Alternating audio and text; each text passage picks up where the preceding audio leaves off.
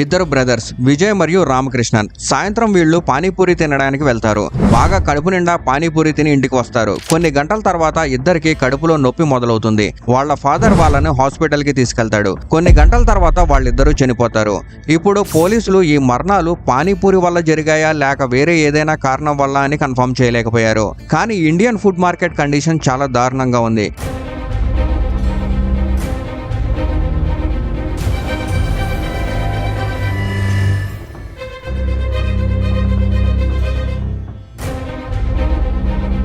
ఊహించండి, మీ ఇంట్లో మీరు తినే ఫుడ్లో హార్పిక్ లేదా పురుగుల మందు కలిపితే మీ మమ్మీ చేసిన ఫుడ్లో అలాంటివి ఉంటే మీకు ఎలా అనిపిస్తుంది? ఎందుకంటే మీరు బయట తినే ఫుడ్లో ఇదే జరుగుతుంది. Ice cream seller himself masturbating and mixing the sperm into the ice cream. వరంగల్లోని ఐస్ క్రీమ్ వెండర్ మాస్టర్బేటింగ్ చేసి సీమెన్ కలుపుతున్నట్లు చూసి అక్కడున్న వాళ్ళు పట్టుకున్నారు. FSSAI food safety and standards authority CEO చెప్తున్నారు, ప్రతి సంవత్సరం ఇలాంటి అన్సేఫ్ ఫుడ్ కారణంగా 4.2 లక్షల మంది చనిపోతున్నారు. ఈ పూర్ ఫుడ్ వల్ల చైనా తర్వాత మన దేశం డెత్ రేటు ప్రపంచంలోనే సెకండ్ ప్లేస్ లో ఉంది. కోల్కతాలో ఒక లాలీ చంగా అనే షాప్ ఉంది. అక్కడ కచోరీలు అమ్ముతారు. ఆ షాప్ పరిస్థితి చాలా దారుణంగా ఉంటుంది. అక్కడ తిట్టడం అంటే అతను తిట్టే స్టైల్లో ఫేమస్ అయ్యాడు. హైజీన్ అస్సలు ఉండదు. కానీ ప్రపంచ నలుమూలల నుండి పబ్లిక్ వచ్చి వీడియోలు తీసి ఆ గందరగోళంలో తయారైన కచోరీలు తింటారు. కానీ ఒకసారి ఓ మెక్సికన్ వ్లాగర్ కచోరీ తినడానికి వెళ్లి డైరెక్ట్ గా హాస్పిటల్లో చేరాడు. వాస్తవానికి కోల్కతా స్ట్రీట్ ఫుడ్ ఇండియాలో బెస్ట్ స్ట్రీట్ ఫుడ్స్ లో ఒకటి. అక్కడ స్ట్రీట్ ఫుడ్ స్టాల్స్ పైన ఒక స్టడీ అయితే జరిగింది. దాంట్లో 255 శాంపిల్స్ తీసుకున్నారు. అందులో 20% కంటే ఎక్కువ శాంపిల్స్ లో పాయిజనస్ కెమికల్స్ ఉన్నాయి. ఈ కెమికల్స్ ఫుడ్ ని కలర్ఫుల్ గా అట్రాక్టివ్ గా చేస్తాయి, కానీ రియాలిటీలో అవి మీ ఆరోగ్యాన్ని నాశనం చేస్తాయి. పానీపూరి ఇండియన్స్ కి ఇష్టమైన స్ట్రీట్ ఫుడ్. కర్ణాటకలో 260 డిఫరెంట్ స్టాల్స్ నుండి శాంపిల్స్ కలెక్ట్ చేసి ల్యాబ్ కి పంపారు. ఆ రిజల్ట్స్ షాకింగ్ గా ఉన్నాయి. 260 శాంపిల్స్ లో 18 హ్యూమన్ కన్సంప్షన్ కి అన్ఫిట్ అయినవి. 41 శాంపిల్స్ లో ఆర్టిఫిషియల్ కలర్స్, కార్సినోజిక్ ఏజెంట్స్ ఉన్నాయి. మెయిన్ గా 3 కలర్స్: బ్రిలియంట్ బ్లూ FCF ఒక సింథటిక్ డై, దాని యూసేజ్ వల్ల స్కిన్ అలర్జీస్ వస్తాయి. సన్సెట్ ఎల్లో ఇది ఒక ఎకో సింథటిక్ డై, చర్మం మీద దద్దుర్లు, దురద మరియు డైజెషన్ ప్రాబ్లమ్స్ కి కారణమవుతుంది. టెట్రాజైన్ పెట్రోలియం ప్రొడక్ట్స్ నుండి తయారు చేసే ఎల్లో కలర్, ఫుడ్ ని అట్రాక్టివ్ గా చేయడానికి ఉపయోగించబడుతుంది. ఇది అలర్జిక్ రియాక్షన్స్, ఆస్తమా మరియు స్కిన్ దద్దుర్లకి కారణమవుతుంది. ఇది పిల్లలు ఎక్కువగా తీసుకుంటే క్యాన్సర్ కూడా రావచ్చు. అయితే ఇప్పటి కాలంలో స్ట్రీట్ ఫుడ్ లో ఒక కొత్త ట్రెండ్ స్టార్ట్ అయింది. भैया ने ये बॉइल्ड मैगी डाली, इसमें मसाला डाला मैगी का, और भैया ने डाले इसमें ओरियो क्रश करके अच्छी तरीके से इसको मिक्स किया. मुझे लगा कि भैया चलो यहीं पे थम जाएंगे, पर भैया नहीं थमे. भैया ने इसमें तड़का लगाने के लिए डाल दिया इसमें कोक, और इसको पानीपुरी आइसक्रीम पानीपुरी अंदर यहाँ पे किलो पानीपुरी के अंदर डाली जा रही है. यहाँ पे आइसक्रीम, इनका शेक. ये देखो जी भाई, भाई देखने में तो बहुत ही प्यारे प्यारे से लग रहे हैं, एकदम क्यूट क्यूट. ध्यान से सुनना, इस पूरे शहर के अंदर कोई भी लोग अपने घर में अंदर मैगी बना के खाता ही नहीं है. मतलब इतनी कोशिश करने के बाद भी कोई भी अपने घर में अंदर मैगी बना के खाता ही नहीं है. ఇతను సికిందర్. ఇతను మోమోస్ ఆమ్లెట్ చేస్తాడు. కేవలం మోమోస్ ఆమ్లెట్ మాత్రమే కాదు, Lay's omelette, uttapam omelette, pizza omelette, Punjabi papad omelette అన్ని చేస్తాడు. అతనికి ఒక స్టూడెంట్ కూడా ఉన్నాడు. అతన్ని చూసి మ్యాంగో మోమోస్ చేయడం నేర్చుకున్నాడు. Maggi pakoda, Oreo pakoda, golgappa ice cream, మీరు చూసిన ప్రతి దాంట్లో మ్యాగీ నింపండి, ఓరియో నింపండి. ఇవన్నీ మన బ్రెయిన్ కి షాక్ నిస్తాయి. ఎందుకంటే ఈ వింత మిక్సింగ్ వల్ల అవసరమైన పోషకాలు రావు. బదులుగా అన్హెల్దీ ఫ్యాట్, షుగర్ మరియు ఆర్టిఫిషియల్ కలర్స్ మాత్రమే లభిస్తాయి. ఇవి హార్ట్ సంబంధించిన డిసీజెస్ ఇంకా ఇన్ఫెక్షన్స్ కు కారణమవుతాయి. ఇన్ఫెక్షన్స్ గురించి మాట్లాడుతుంటే ఈ వీడియో చూడండి. కాశ్మీర్లోని ఈ స్టాల్ ఓనర్ తన మురికి చేతులతో నూనెలో ఫుడ్ వేస్తున్నాడు. ఓకే, మురికి చేతులు కాబట్టి ఓకే అనుకోవచ్చు, కానీ ఇక్కడ ముఖ్యమైన విషయం ఏంటంటే అది నల్లటి నూనెలో ఒక చనిపోయిన ఎలక కనిపించింది. ఒకసారి అది కనిపించకపోవచ్చు కూడా, కానీ ఎవరో గమనించి రిపోర్ట్ చేశారు. ఇప్పుడు ఇతన్ని చూడండి, అతని చుట్టూ బతికి ఉన్న ఎలకలు తిరుగుతున్నాయి, కానీ అతను పూరీలు వేయడంలో బిజీగా ఉన్నాడు. మనం ఇండియన్స్ ఇలాంటి విషయాలను India is not ready for beginners అంటూ చాలా నార్మలైజ్ చేశారు. ఒక రోజు మన కడుపు, మన బాడీ పనిచేయడానికి రెడీగా ఉండవు. పర్సనల్ హైజీన్ మరియు శానిటైజేషన్ అనేవి మన కోసం ఒక జోక్ లాంటివి. ఒక రిపోర్ట్ ప్రకారం వాష్రూమ్ నుండి వచ్చిన తర్వాత కేవలం 53% మంది మాత్రమే సబ్బుతో చేతులు కడుగుతున్నారు. ఈ నంబర్ 53% నుండి 38% కి పడిపోతుంది. ఫుడ్ తినే ముందు చేతులు కడగడం గురించి మాట్లాడినప్పుడు ఫుడ్ తయారు చేయడానికి ముందు చేతులు కడుగుతారంటే ఇంకా తక్కువగా ఉంటుంది. ప్రతి 10 మందిలో కేవలం 3 మాత్రమే భోజనం చేయడానికి ముందు చేతులు కడుగుతారు. అలాంటి కేసుల్లో మీ చేతుల్లో ఉన్న బ్యాక్టీరియా ఫుడ్ లోకి వెళ్ళిపోతుంది. కోల్కతా మెడికల్ కాలేజ్ చుట్టుపక్కల ఉన్న స్ట్రీట్ వెండర్స్ పైన ఒక స్టడీ జరిగింది. దాని రిజల్ట్స్ చాలా షాకింగ్ గా ఉన్నాయి. 81% కంటే ఎక్కువ మంది వెండర్స్ గోళ్లు క్లీన్ గా లేవు మరియు వాళ్ళు గ్లౌజెస్ కూడా వాడరు. 47% మంది వెండర్స్ గిన్నెలు కడగడానికి పాత వాటర్ ని ఉపయోగిస్తున్నారు. ఇది రోజంతా మళ్ళీ యూజ్ చేస్తారు. దాదాపు 35% మంది వెండర్స్ తమ ఫుడ్ ని ఓపెన్ గా ఉంచుతారు. ఇందువల్ల ఈగలు మరియు దోమలు వచ్చి ఫుడ్ పైన కూర్చుంటాయి. మరియు 44% మంది వెండర్స్ ఈ రోజు మిగిలిన ఫుడ్ ని రేపటి ఫుడ్ గా అమ్మేస్తున్నారు. ఇది నిజంగా ఫ్రెష్ మరియు హెల్తీ ఫుడ్ ఇండియాలో ఒక జోక్ అయిపోయింది. Institute of hotel catering management and nutrition ఢిల్లీలోని 4 మెయిన్ ఏరియాస్ నుండి శాంపిల్స్ కలెక్ట్ చేసింది. రాజోరీ గార్డెన్, సుభాష్ నగర్, రాజేంద్ర ప్లేస్ మరియు Connaught place. 5 food samples street vendors నుండి, మరొక 5 samples famous fast food chains నుండి తీసుకున్నారు. రిపోర్ట్ లో వచ్చిన రిజల్ట్స్ స్ట్రీట్ ఫుడ్ తినడానికి భయపడేలా చేస్తాయి. ఇందులో ముఖ్యంగా 4 రకాల బ్యాక్టీరియాస్ కనిపించాయి. Salmonella species, bacillus cereus, clostridium perfringens. ఇవన్నీ టైఫాయిడ్, ఫుడ్ పాయిజనింగ్ ఇంకా డయేరియాకు కారణమవుతాయి. 4వ బ్యాక్టీరియా ఈ కోలిఫార్మ్. ఇది సెంట్రల్ పొల్యూషన్ బోర్డు ప్రకారం 50 కంటే తక్కువగా ఉండాలి.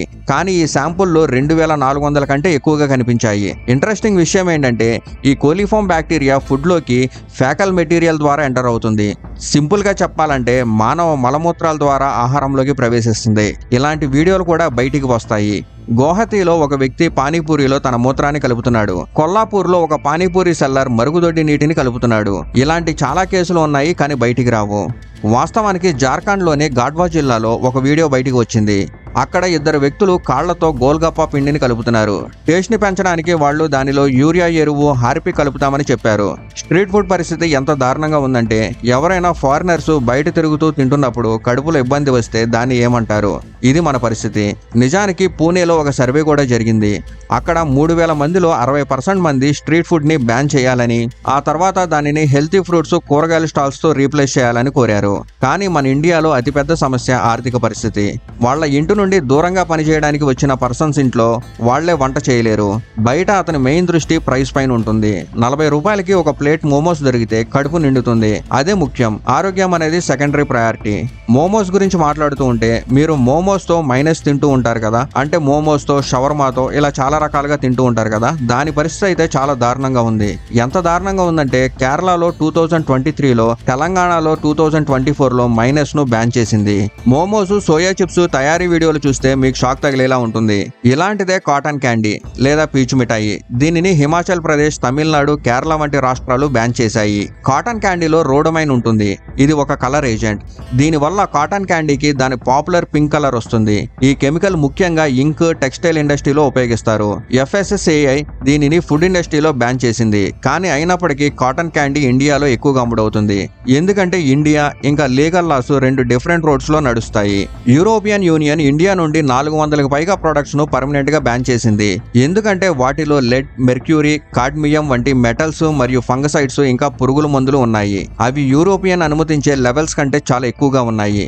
US FDA పప్పు ప్రొడక్ట్స్ లో సగానికి పైగా బ్యాన్ చేసింది. ఎందుకంటే వాటిలో విషపూరితమైన కల్తీ పదార్థాలు దొరికాయి.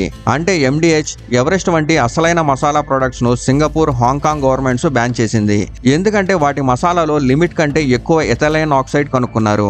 నిజానికి చావన్ ఫ్రెష్ మన ఇండియన్ అమృతంలా భావించేది. దానిని కెనడా గవర్నమెంట్ 2005లో బ్యాన్ చేసింది. ఎందుకంటే అందులో చాలా ఎక్కువ లెడ్ మరియు మెర్క్యూరీ ఉంది. ఇది చూసిన తర్వాత మీరు అనుకోవచ్చు అక్కడ గవర్నమెంట్స్ పిచ్చోళ్ళేమో అని, ఇక్కడ బ్యాన్ చేయలేదు కదా అని. కానీ నిజమైన ప్రాబ్లం ఏంటంటే ప్రతి దేశానికి డిఫరెంట్ ఫుడ్ స్టాండర్డ్స్ ఉంటాయి. ఇండియాలోని స్టాండర్డ్స్ చాలా నాసిరకంగా ఉన్నాయి. ఇండియాలో FSSAI అంటే food safety and security authority of India food standards ను కంట్రోల్ చేస్తుంది. అయితే అది ఏం కంట్రోల్ చేస్తుందో తెలియదు. ఒకసారి మ్యాగీని ఫుల్ జోష్ లో బ్యాన్ చేసింది.